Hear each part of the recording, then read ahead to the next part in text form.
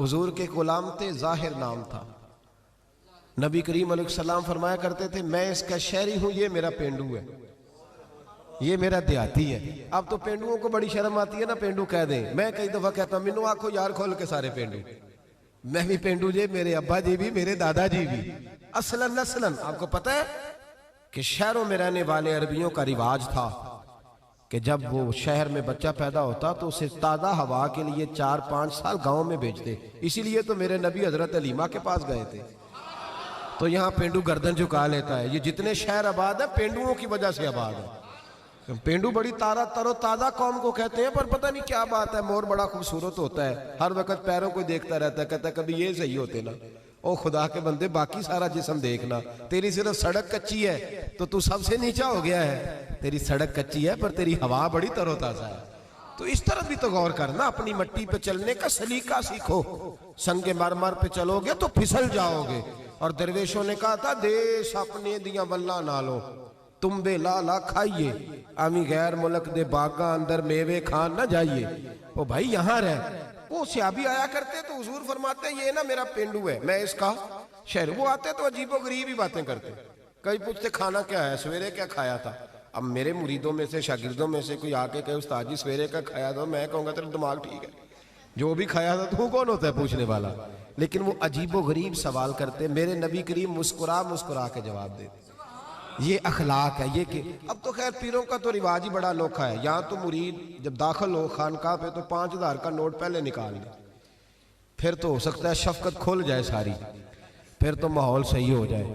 لیکن اگر مرید بیچارہ آتے ہی اس کو خود بھوک لگی ہو، لنگر دینا پڑے، تو پھر پیر صاحب کہتے ہیں تو آج کیوں آیا، جمعراتی سویرے 10 بجے اوڑا سے، تجھے نہیں پتا کہ آج میں چلے میں رہتا ہوں۔ کیا تماشا، اقبال نے کہا خدا بندہ یہ تیرے سادہ دل بندے کدھر جائیں، کہ درویشی بھی عیاری ہے شہنشاہی بھی عیاری۔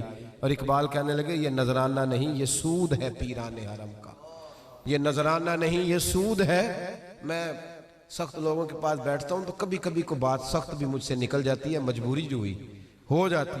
میں لاہور میں تھا، بڑی اچھی کانفرنس ہو رہی تھی، تو بعد میں ایک اور جگہ پہ پہنچ گئے تو وہاں کچھ مشائخ کے مریدین کے مخصوص حلقے بھی موجود تھے۔ تو ایک شخص نے مجھے کہا ان میں سے کہ یہ کچھ مریدوں نے نا اپنے رخشوں پہ لکھایا ہوا ہے صاحب میرے پیر کی دعا ہے۔ تو لوگ بڑا تاثر لیتے ہیں کہ اب پیر کی دعا سے صرف رخشہ ہی ملا ہے، تو ان سے کہیں یہ نہ لکھوایا کریں۔ تو میں نے کہا چلو میں مرید کو منع کر دیتا ہوں، کیونکہ مرید سادہ تو رو رو کے ہو گیا تائب، کاش اس پیر مغاں کو بھی مل جاتی توبہ کی توفیق۔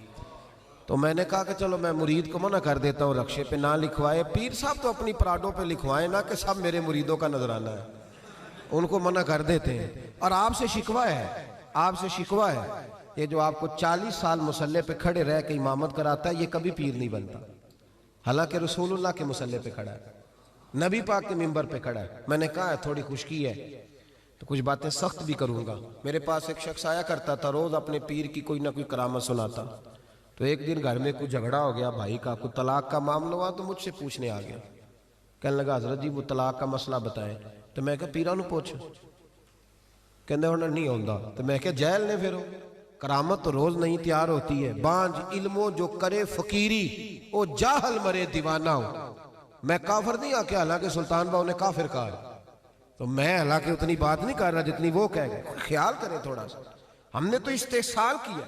یہ مدرسے کے بچے نا عید والے دن یہ بھی حدیث سنائی جاتی ہے، یہ بھی حدیث سنائی جاتی ہے کہ ان کے پیروں کے نیچے فرشتے پر بچھاتے، اور پھر کمیٹی والوں نے اسی جس کے نیچے پیروں کے نیچے پر بچھا رہے ہیں اسی کی گردن پر کھالیں بھی رکھی ہوتی۔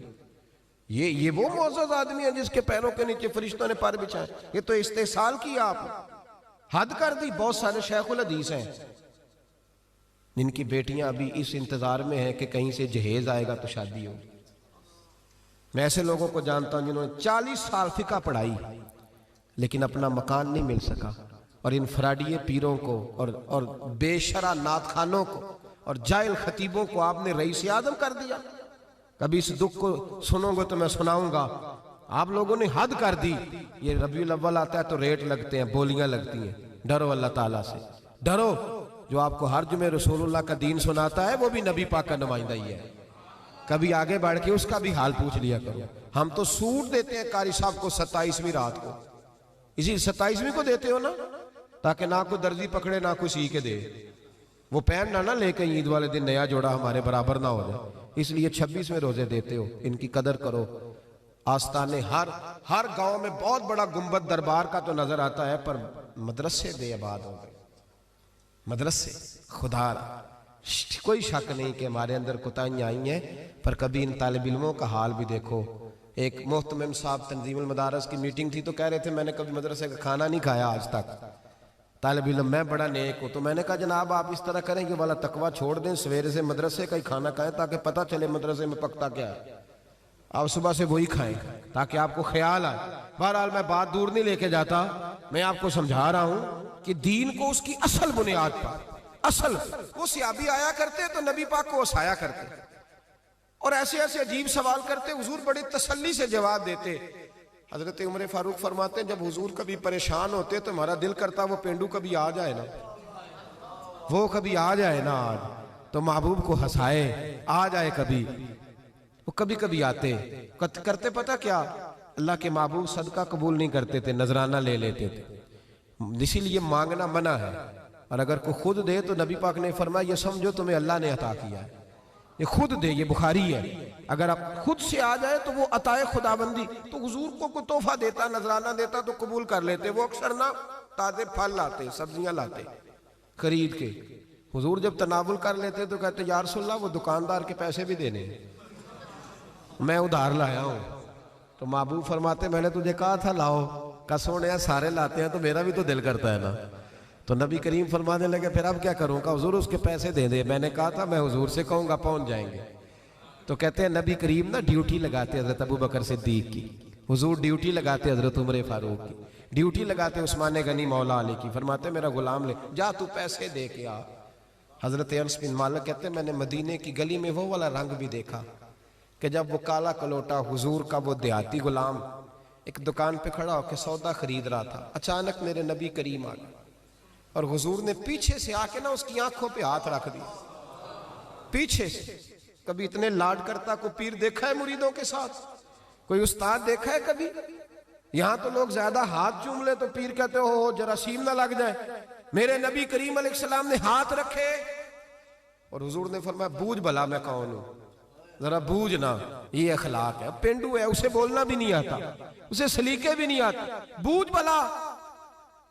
تو صحابہ کہتے ہیں اس نے کمر پیچھے کی اپنی اور نبی پاک کے علم نشرہ کے سینے سے رگڑنے لگا، کہنے لگا محبوبہ مجھے نا آپ کہیں کہ بوجھو تو کون ہوں، حضور آپ تو 7ویں گلی سے گزرے تو مجھے پتہ چلتا ہے میرے رسول گزر گئے، یا رسول اللہ مجھے پتہ چل جاتا ہے، مجھے پتہ ہے آپ کون ہے۔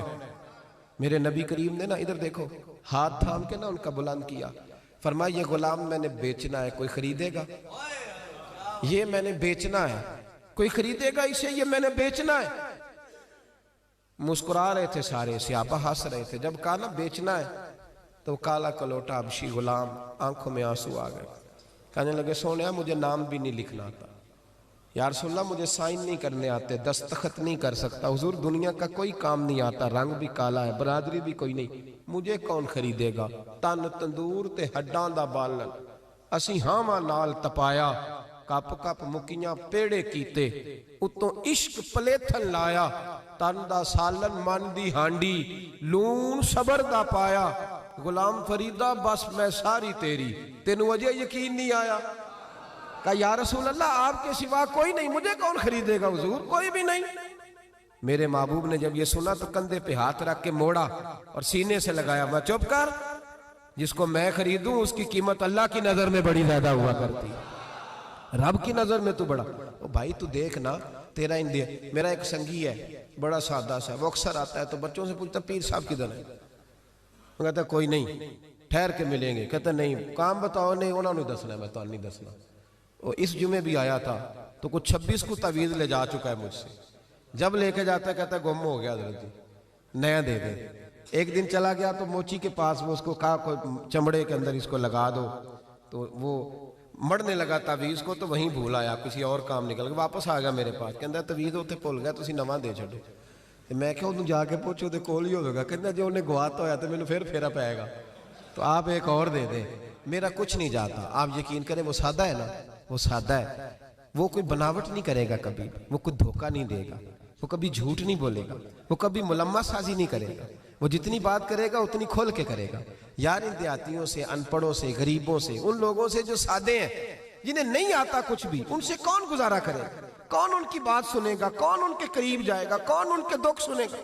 حضرت انس بن مالک کہتے ہیں کہ پگلی عورت، پاگل بی بی آ گئی نبی پاک کے پاس۔ پاکستان میں 5 لاکھ رجسٹرڈ مریض ہیں ٹینشن کے، نفسیات کی دوائی کھاتے ہیں 5 لاکھ لوگ، اور جو گھروں میں ساری رات نہیں سوتے وہ پتہ نہیں کتنے۔ اور نفسیات کے ڈاکٹر کہتے ہیں یہ لوگ پاگل اس لیے ہوئے کہ ان کے اپنوں نے انہیں ٹائم نہیں دیا، اپنوں نے وقت نہیں دیا۔ یاروں کے ساتھ برگر کھانے تو فیصل آباد چلے گئے، پر ماں کا دل کرتا تھا 2 گھڑیاں میرے بھی دکھ سن لیتا۔ یہ دوستوں کے ساتھ روٹی کھانے تو لاہور چلا گیا، لیکن بہن غریبنی انتظار کر رہی تھی سرگودے میں کہ ایک ٹیلی فون مجھے بھی کر دے گا۔ دکھ نہیں کسی نے پوچھے، بہن آ کے روئی کے گھر میں بڑی تانگوں پر۔ بھائی نے کہا کہ میرے تو اپنے 6 بچے ہیں، میں تیری کہاں سے سنوں؟ وہ نفسیاتی مریض ہو گئی کہ شوہر بھی نہیں سنتا، بھائی بھی نہیں سنتا۔ ہم نے اشک نہیں پوچھے، پیار نہیں کیا، ہم نے صرف اچھی باتیں کرنے کا نام اور میٹھا بولنے کا نام اخلاق رکھا۔ سن لو، میں اکثر دوستوں کا کرتا ہوں، میں کہتا ہوں 1 لاکھ روپیہ عید پہ بندہ اپنی بیوی کو دے نا، شاپنگ کر لے، 1 لاکھ روپیہ، تو بیوی کہتی ہے تو انوکھا نہیں دیتا، ساری دنیا ہی دیتی ہے، تو انوکھا نہیں، لیکن 600 روپے کا پرانا جوڑا عید پہ جا کے بندہ بہن کو دے آئے نا، تو وہ رکھ لیتی ہے میز پہ، اور سہیلیوں کو بتاتی ہے میرا بھائی بڑا اچھا ہے، وقت پہ آتا ہے، کبھی نہیں بھولا، تیرا ایک ٹیلی فون، تیری بہن ساری رات دیکھے نا۔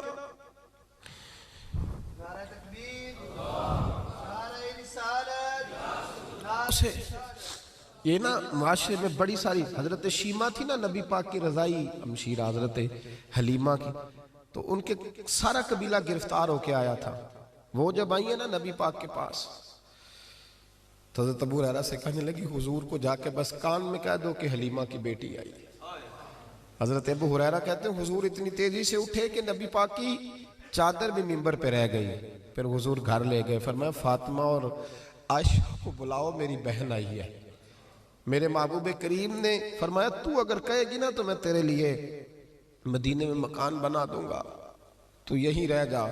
کہنے لگی نہیں محبوبہ واپس جانا، تو حضور سے کہنے لگی میرا سارا قبیلہ گرفتار ہے، اسے چھوڑ دیں۔ حضرت ابو ہریرہ کہتے ہیں ہر کام حضور نے مشورے سے کیا، پر جب بہن نے کہا نا چھوڑ دے، اور میں کوئی مشورہ نہیں، جیسے تو کہے گی ویسے ہی ہو جائے گا، جیسے تو کہے گی ویسے ہی ہو جائے گا، جس طرح تو چاہے گی۔ کون اشک شوئی کرے گا؟ کون بات سنے گا؟ کون دکھ کسی کے؟ پگلی بی بی، پاگل عورت، دیکھے کبھی پاگلوں کو کوئی وقت دیتا؟ وہ پاگلوں کے پاس بیٹھا، میں بڑا مصروف آدمی ہوں، مجھے تو سیانا بندہ ملنے آئے تو میں کہتا مختصر بات کرنا۔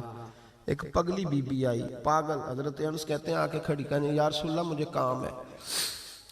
پاگل عورت، تو نبی کریم صلی اللہ تعالیٰ علیہ وسلم نے کہا کیا کام ہے؟ تو اس کے محلے کے لوگ کھڑے ہو گئے، کہنے لگے حضور چھوڑیں گے تو دیوانی ہے، ایسی باتیں کرتی رہتی ہے۔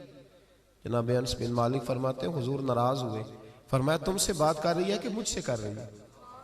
کرنے تو باتیں، کیا بات ہے بتا؟ کہنے لگی حضور یہاں نہیں کرنی، میرے سنتے۔ فرمایا میں سمجھاؤں گا۔